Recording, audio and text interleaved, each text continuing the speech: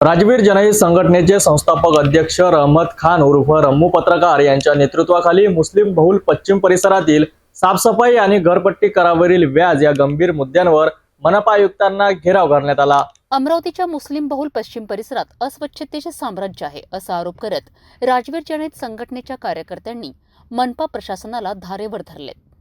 नियमाप्रमाणे प्रत्येक भागात 24 सफाई कर्मचारी असायला हवेत, परंतु प्रत्यक्षात 8 ते 10 कर्मचारीच काम करतात, तेही फक्त 2 ते 3 तासांसाठी। रस्त्यांवर कचऱ्याचे ढीग आणि नसलेले कचरा कंटेनर, फवारणीचा अभाव यामुळे डेंग्यू, मलेरिया आणि इतर साथीच्या रोगांचा प्रादुर्भाव वाढतो आहे। मनपाची कचरा उचलणारी गाडी कचरा टनाने उचलण्याऐवजी भ्रष्टाचार करून कमी कचऱ्यावर मोठी बिल फाडतात, असा देखील गंभीर आरोप संघटनेने केला आहे। शहरात लोक कर भरतात पण सुविधा मिळत नाही। आता मनपाला झोपेतून उठवायचे आहे। आम्ही लढत राहू, न्याय मिळेपर्यंत शांत बसणार नाही, अशी प्रतिक्रिया रहमत खान उर्फ रम्मू पत्रकार यांनी यावेळी दिली आहे। शहरातील नागरिकांकडून 4 पट वाढवलेला घरपट्टी कर आणि त्यातील व्याज हा आणखी एक ज्वलंत मुद्दा या आंदोलनात उपस्थित करण्यात आलाय। राज्य सरकारने यावर स्थगिती दिली असतानाही मनपाने व्याज वसूल केलेत आणि लोकांची लूट केली। आता ते व्याज नागरिकांना परत केले जावे, अन्यथा तीव्र आंदोलन छेडले जाईल, असा इशारा राजवीर संघटनेने दिला आहे। आम्ही भरलेला व्याजाचा पैसा आम्हाला परत मिळायलाच हवा, हा सरळ आर्थिक अन्याय आहे। आज हम महानगर पालिका आयुक्त साहब को निवेदन देना है राजवीर संगठन के माध्यम से। मैं राजवीर संगठन का संस्थापक अध्यक्ष रहमत खान हूँ।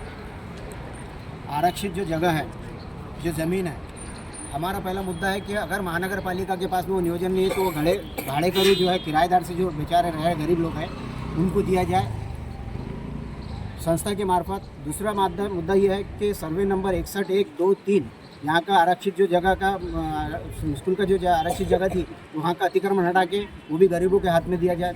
तीसरा मुद्दा यह है कि महानगर पालिका मार्फत मुस्लिम क्षेत्र के अंदर में जहाँ भी सफाई के मुद्दे, सफाई के काम किया जाता है, लोगों के घरों में सफाई नहीं होती, साफ़ सफाई नहीं होती, 24 कर्मचारी लेकिन रहते नहीं नियमित, प्रभाग में नियमित लोग रहना चाहिए, कर्मचारी रहना चाहिए, इस पर जाँच करना चाहिए। चौथा मुद्दा यह है कि जो महानगर पालिका ने अभी बढ़ा करके टैक्स दिए है लोगों को, शहर के महानगर पालिका हद के अंदर में उन लोगों के जो ब्याज लगा करके वसूल किया गया वो ब्याज का पैसा भी वापस किया जाए।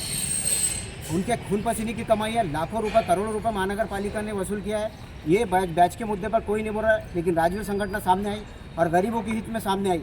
अगर ऐसा नहीं होता है तो हम तीव्र आंदोलन छेड़ेंगे और गरीबों के हित में आवाज़ उठाएंगे। इन मुद्दों पर हमने राजवीर संगठन के माध्यम से मनपा आयुक्त इनको सचिन कलंतर साहब को निवेदन सौंपा है, पालक मंत्री साहब को दिया है, उसके अलावा जिलाधिकारी साहब को दिया है और हम उम्मीद करते हैं कि इस पर कार्रवाई हो।